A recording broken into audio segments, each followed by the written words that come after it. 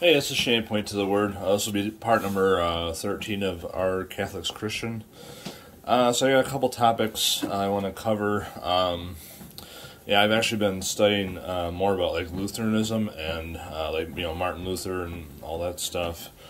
And I honestly really grieved by what I'm reading because I've been studying Catholicism for so long, and to now start studying about Lutherans and all that, I'm seeing so many similarities. I can go into maybe more in another series. But I mean it does correlate with Catholicism real hardcore. So in Catholicism, they have 7 sacraments that are necessary, quote unquote, necessary for salvation. And Lutheran, in their doctrine, they have they basically take 2 of those, and that's baptism and Holy Communion, they call it. So in Lutheranism, they basically take 2 of those sacraments and of Catholicism, and they're not word for word, but very close. So I might go into another series with that. I just want to kind of talk about that because baptism is what I'm going to talk about in this video, and a little bit about the character of the Catholic Mary in a little bit as well. So with Mary, I'm going to go to Catechism 411, so CCC 411. And you might have heard this too, I think it's called the Immaculate Mary or something like that. I forget what the Catholic term is.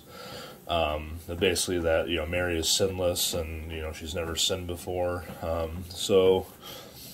411, the Christian tradition sees in this passage an announcement of the quote-unquote new Adam, who because he became obedient unto death, even death on a cross, makes amends superabundantly for disobedience of Adam. Furthermore, many fathers and doctors of the Church, capital C, have seen the woman announced in the Proto-Evangelium as Mary, the mother of Christ, the new Eve. Mary benefited, first of all, and uniquely from Christ's victory over sin. She was preserved from all stain of original sin, and by a special grace of God, committed no sin of any kind during her whole earthly life. So Mary committed no sin of any kind during her whole earthly life. So some verses against this, the easy one, Romans 3:23, for all have sinned and come short of the glory of God. Honestly, all these are from Romans. I guess I'll go chronologically. Romans 5:12, wherefore as by one man sin entered into the world, and death by sin, and so death passed upon all men, for that all have sinned. So again, how did the Catholic Mary not sin? You know what I mean? So, and then Romans 5:19, by the obedience of one, Jesus, shall many be made righteous. So, the correct, understanding and all that is that Jesus, that He's our righteousness. And this is what I've been seeing, I'm making a couple posts on Facebook about Lutheranism and stuff, and literally all my family, a lot of my wife's family, are Catholic and Lutheran. So people are getting offended by this. I'm putting official Catholic or official Lutheran documents, saying that it's what they're saying, for example, baptism. it says that, that removes sin from you. I guess I'll hold on to that one because it'll go, like, I have more to talk about with baptism, so I'll hold on to that one. But yeah, basically people are like, in general, basically lifting up the sacrament over Jesus. And it's like, you know what I mean? Like, in true Christianity, we lift up Jesus. You know what I mean? Like, it's like, John the Baptist said, you must increase, I must, decrease, kind of thing. So it's like people are lifting up these, sacraments or these works, above Jesus Christ, and you don't need a sacrament, you need a sacrifice. Like, you need Jesus. And so, I don't know, like I said, this really grieves me, because, like, I see the similarities. So anyway, so that's that, Mary argument. So now I'm going to go to baptism. I think I have, like, 3 different, like, catechisms with that. This is 1213, CCC 1213. Holy baptism is the basis of the whole Christian life, the gateway to life in the Spirit. And then it gives some, like, Latin thing in parentheses. I won't even try that. And a door which gives access to the other sacraments. So that's, the 7 sacraments. So I believe that, baptism is like the first. And we'll see why, because infant baptism, which Lutheranism, also agrees with. So baptism, basically, that's the first sacrament, and then that opens all the doors to work your way through the other 6. Through baptism, we are freed from sin and reborn as sons of God. We become members of Christ, are incorporated into the church, capital C, and made sharers in her mission.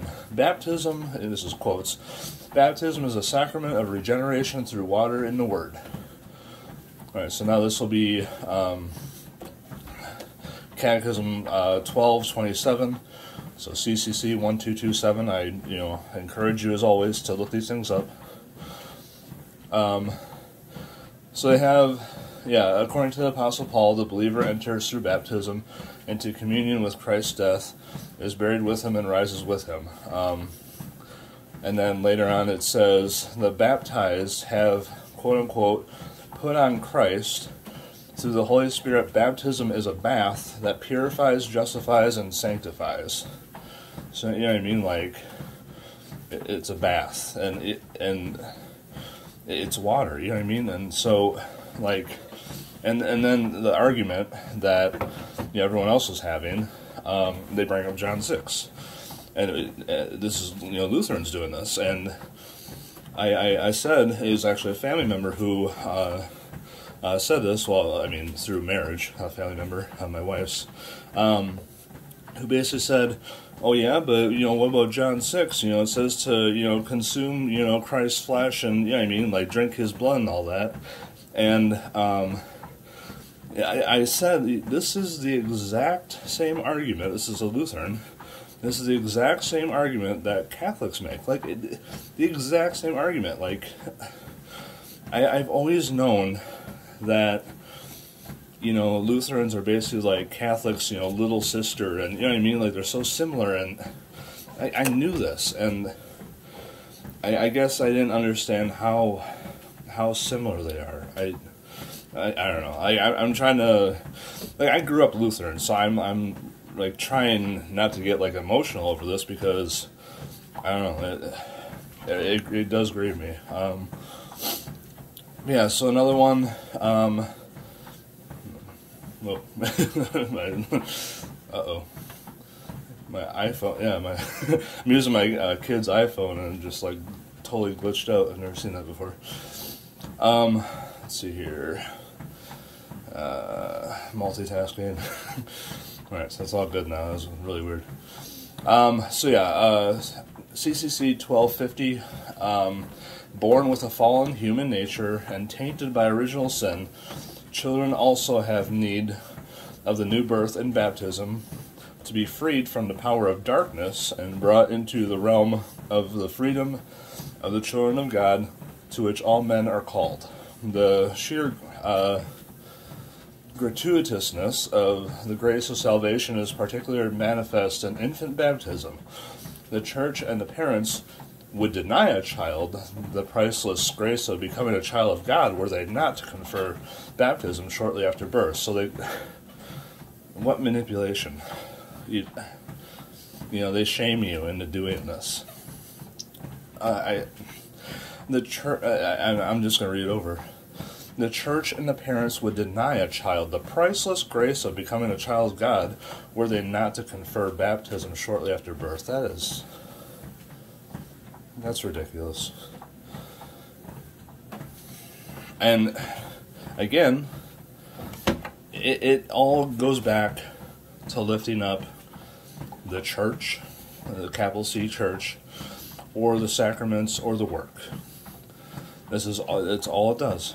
It takes away from Jesus Christ and the blood he shed. And it's in a nutshell. Like, I'm trying, to go to the root of things. Like, that's what it does. It lifts up works and pushes Jesus Christ down.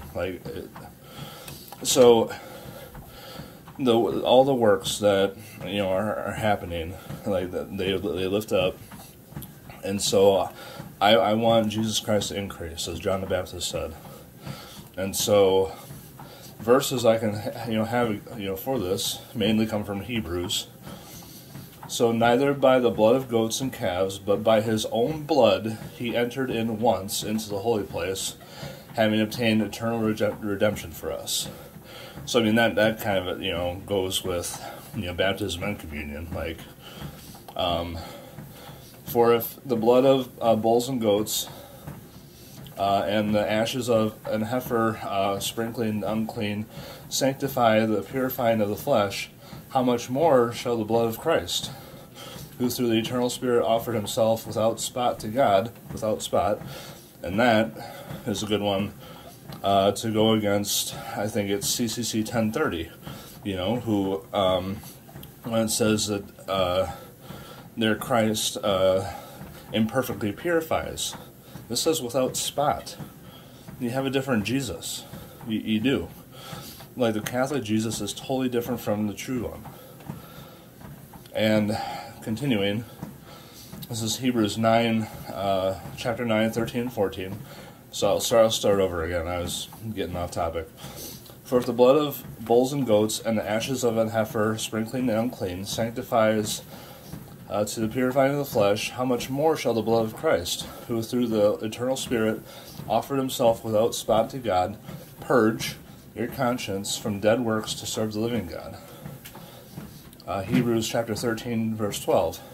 Wherefore Jesus also, that he might sanctify the people with his own blood, suffered without the gate.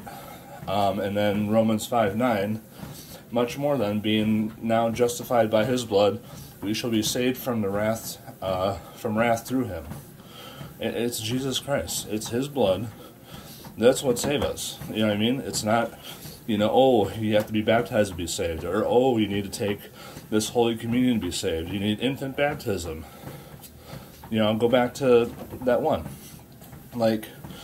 Many benefit, the church and the parents would deny a child the priceless grace of becoming a child of God were they not to confer baptism shortly after birth. It doesn't, it's their grace. It's not Jesus's, So, these religions, and it's all they are, these religions take the glory away from God, and that's what they do. They lift up their own works, and I'm sorry I'm repeating myself so much, but that's what they do. They take away from Jesus Christ and his sacrifice. And and there's another one I want to find quick. And this comes from Catechism 983, and I'll probably end on this. Were there no forgiveness of sins in the church, capital C, there would be no hope of life to come or eternal liberation. Let us thank God who has given his church, capital C, such a gift. So it's all the church, and they piously thank God for it. the work is Jesus Christ. It's not in a church. It's not in a sacrament. And I'll end on that. Hope you guys have a great day. Bye.